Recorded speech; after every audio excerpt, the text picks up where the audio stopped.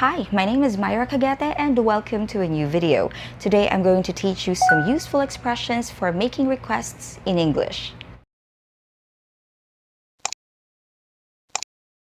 Ito yung mga expressions na pwede mong sabihin kapag ikaw ay humihingi ng pabor sa isang tao o kung ikaw ay humihiling sa isang tao na gawin niya ang isang bagay para sa'yo. The most common phrases or expressions that we use when we ask for a favor or when we want someone to do something for us are can you, could you, will you, and would you.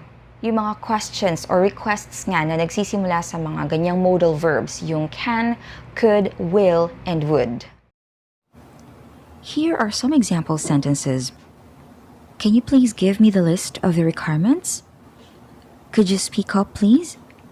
Will you turn off the air conditioner when you leave? Would you please turn the music down a bit?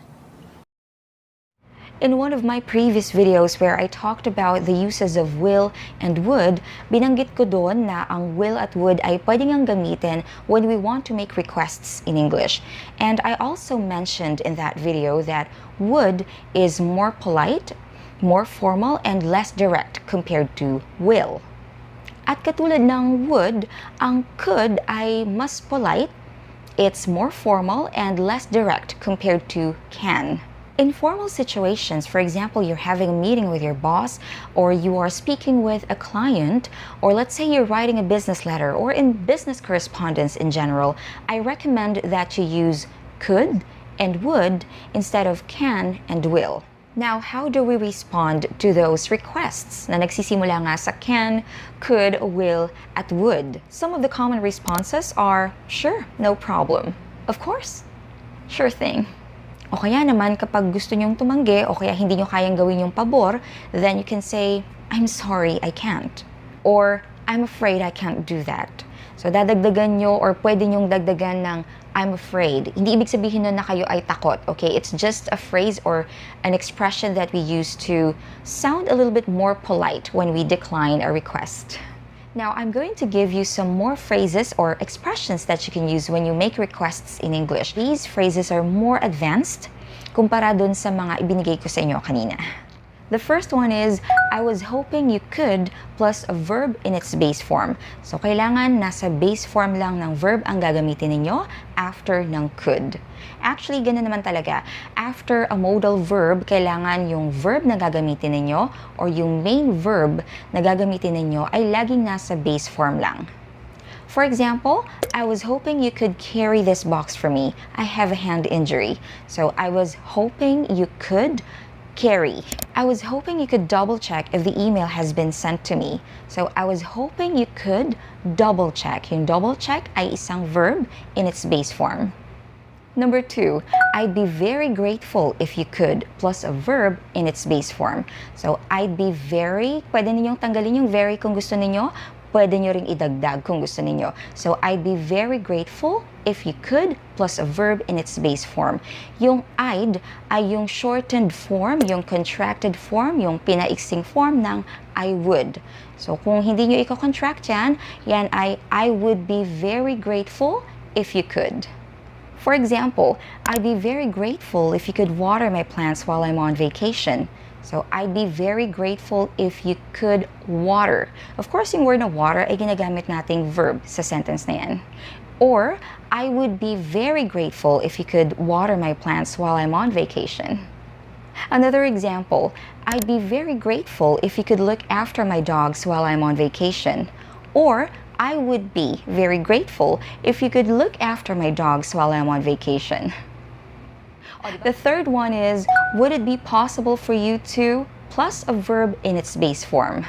For example, would it be possible for you to buy these medicines for me, please? So, would it be possible for you to, and then buy. Another example, would it be possible for you to give me a ride to the airport? Would it be possible for you to, and then give. The next one is, do you mind plus a verb in the ing form. So, dito naman, ang gagamitin nating verb ay nasa ing form. For example, do you mind giving me his contact number, please? So, do you mind? And then, giving. Pwede ninyong palitan yung do ng would. So, magiging, would you mind plus a verb in the ing form. For example, would you mind downloading the movie for me? Would you mind? And then, downloading. Nakagawa na ako ng video about do you mind and would you mind. If you're interested in watching that too, then you can just click on the link that I'm going to put in the description section and in the comment section below. The next one is, if it's not too much trouble or if it's not too much to ask. So, pwede nating idagdag yung if it's not too much trouble or if it's not too much to ask sa ating request or dun sa ating sentence. Pwede nating ilagay sa bandang unahan yung mga phrases na yan. Pwede rin namang sa bandang hulihan ng ating sentence. Here are some example sentences. If it's not too much trouble, could you help me with my school project?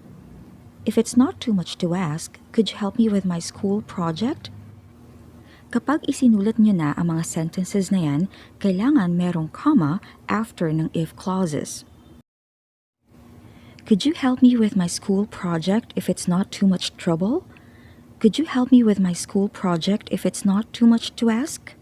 Sa mga sentences naman na ito, ang if it's not too much trouble at if it's not too much to ask ay nasa bandang hulihan.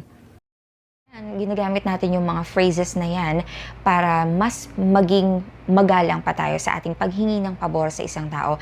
Kasi nga, ang iniisip natin, ang pabor na hihingi natin ay medyo mabigat or mahirap-hirap na gawin para sa ibang tao. Kaya para bang binibigyan din natin ng pagkakataon yung taong yon na tumanggi. Now, how do we respond to these types of requests na ginamitan nga ng if it's not too much trouble or if it's not too much to ask? Kapag kaya ninyong gawin yung pabor, you can say the responses that I gave you a while ago. The typical responses are sure or sure thing, no problem, of course. Or you can also say, I can certainly do that for you. Ngayon, kapag gusto ninyong tanggihan kasi nga hindi nyo kayang gawin yung pabor o yung pinapagawa niya, then you can say, I'm so sorry but I can't do that. Tapos noon, pwede ninyong i-explain kung bakit. O kaya naman, you can say, well, it is too much to ask, unfortunately. Tapos i-explain ninyo kung bakit hindi nyo kayang gawin yung pabor. Of course, pwede ninyong sagutin ng I can't or I don't want to do that. Pero of course, we want to sound polite. To summarize, here are the phrases that you can use when you make requests in English. Pwede ninyong umpisahan ang inyong mga tanong or requests with can you, could you, will you, or would you. O kaya naman, I was hoping you could plus a verb in the base form. I'd be very grateful if you could plus a verb in its base form. Would it be possible for you to plus a verb in its base form? Do you mind plus a verb in the ing form? Would you mind plus a verb in the ing form? Pwede nyo rin gamitan ng if it's not too much trouble or if it's not too much to ask. If you learned something new from this video, please don't forget to like it, subscribe to my channel if you haven't subscribed yet. I'll see you again next time.